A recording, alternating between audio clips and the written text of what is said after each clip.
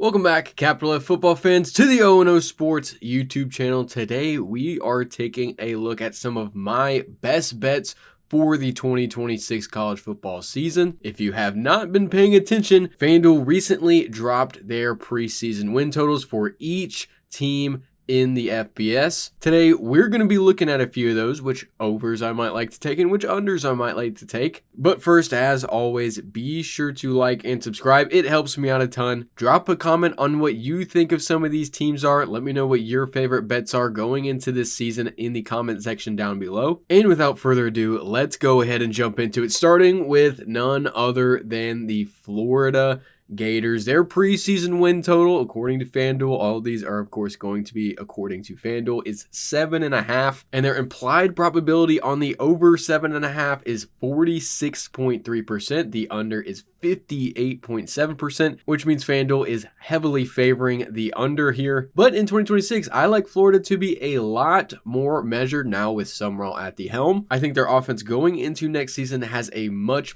higher floor than it did last year, where they were kind of just erratic all season offensively, depending on how Jaden Baugh played, depending how DJ Lagway played. And last year, even though they weren't very good overall, they were still a very dangerous team all season long, as we saw when they upset Texas. So even without the greatest coaching in the world, we know that they were still capable of pulling off those kinds of upsets, competing with the top of the SEC year in and year out. And on top of that, coming into next season, they are first in returning defensive production overall in the country. That is according to Bill Connolly of ESPN, which makes me very excited for them, seeing as they were pretty solid all around defensively last year. They weren't elite by any stretch, but they were very good. And with all that coming back, it only makes me more confident in this team overall, more confident in what John Summerall can do in year one at Florida. And that brings us to their schedule, which I think is a lot more manageable than it looks at first glance.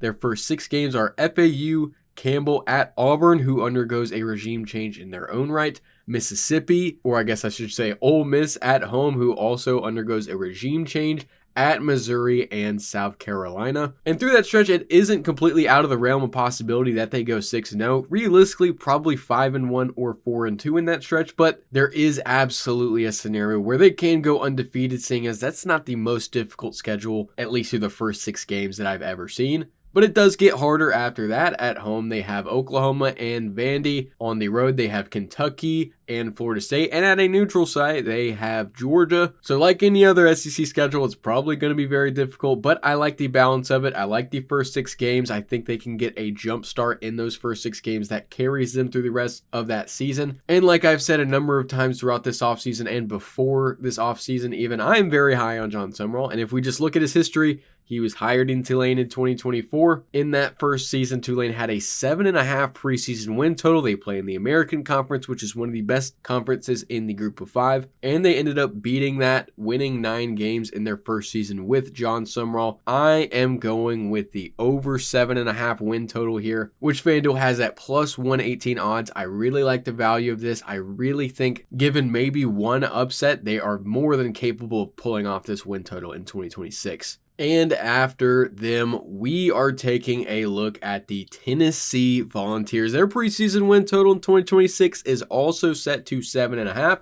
but their implied probability on the over is 49.5%. The under is 55.4%. And that may come as a surprise to some because 1, I wasn't initially high on them coming into this offseason. 2, I wasn't super high on them last year. And 3, arguably most importantly, they lose Joey Aguilar, their starting quarterback from last season, which will make a bit of a difference on offense coming into this season. But looking at their roster and their schedule, I'm actually pretty high on them. They return their entire offensive line. They return key pieces at running back and wide receiver. They add a ton of talent all over that defense. They also bring in Jim Knowles as their defensive coordinator, who, depending on who you ask, there's mixed feelings about Jim Knowles as a defensive coordinator. I think he is very good. I think he might be a little bit overrated. Given enough time, given enough implementation, I think he can be elite. But as we saw at Penn State last year, wasn't the greatest, wasn't bad by any means, but just was not worthy of that giant bag that Penn State gave him to poach him from Ohio State. And another underrated addition for this Volunteer team is their kicker,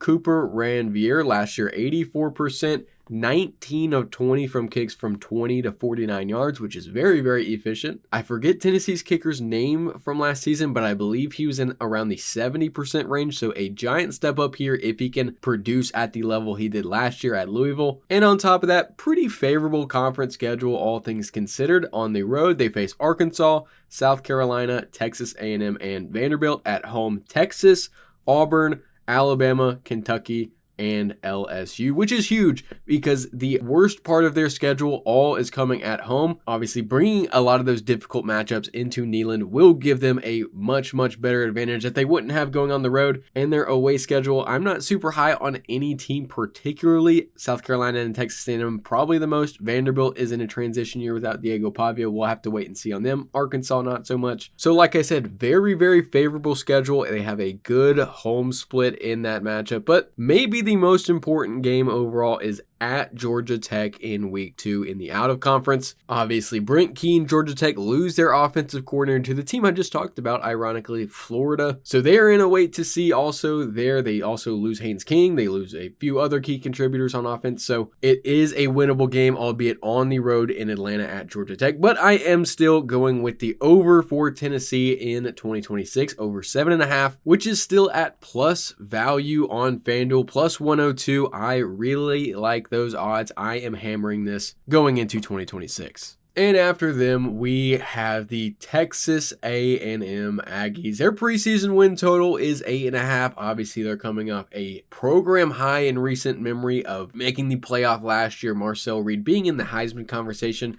Their implied probability for these odds on the over 53.5%, under 51.2. And despite the season they had last year, they are a very, very interesting team coming into this year because they do lose a ton of talent on both sides, most notably on the offensive and defensive lines. They're 103rd overall in returning snaps on the offensive line, 53rd for the defense in the same metric. I think those are the most important position groups for any team, but outside of those, they also do lose a few key contributors. They lose Le'Veon Moss, Casey Concepcion on offense, Scooby Williams, Torian York, Will Lee on defense, just to name a few of those guys. They do, of course, bring in talent. They're not short of talent. Texas A&M is very, very rich with resources, so I don't want to say they're an untalented team going into next year. They still, of course, retain Marcel Reed, which is huge for them. But outside of that, their schedule is a tough diagnosis in my opinion. I don't think it's the worst. Their November specifically is very tough at South Carolina, which is a great, great home environment. Tennessee at home.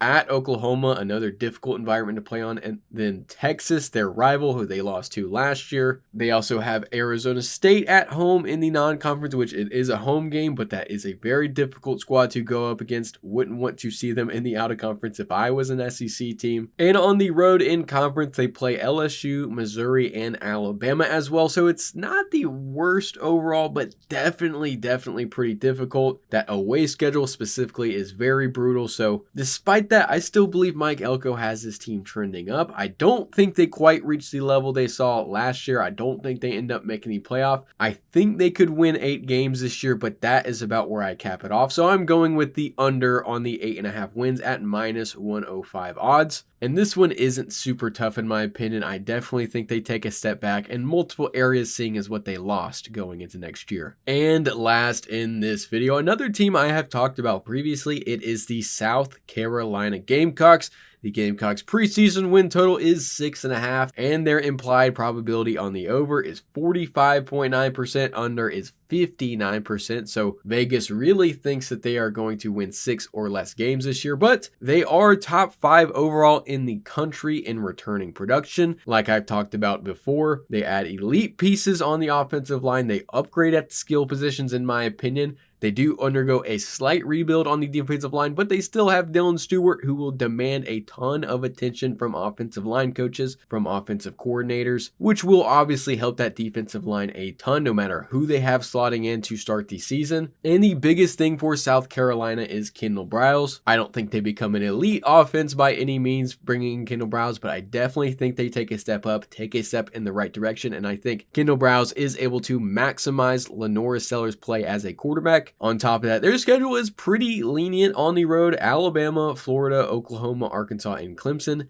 not great, but at home, Mississippi State, Kentucky, Tennessee, Texas A&M, and Georgia. I think all of those home games especially are very winnable, maybe except Georgia. I think they're pretty balanced overall, and on top of that, they get a bye exactly at midseason. It's a 6-game and 6-game split, which means they'll be able to divide their season in 2 parts and be able, hopefully, to have a very good level of attrition in 2026. I am going with the over for South Carolina. I think they go over 6.5 wins, probably 7 or 8 in 2026, which is at plus 118 odds. I think this is a very, very safe bet, seeing as the additions they've made, especially on offensive line. I think they take a major step forward in that regard. I think the offense gets back to kind of what we saw from them in 2024. Don't know if they go on quite the run we saw in that season, but I do think, of course, that they go over their preseason win total in 2026. And that is the end of this video. Like I said at the beginning, let me know what you think of my picks so far. What do you think will happen? Are you going over or under for any of these teams? Are there any other teams you're curious about? Leave that comment down below. And as always, thank you for watching. Be sure to tune in next week for the Big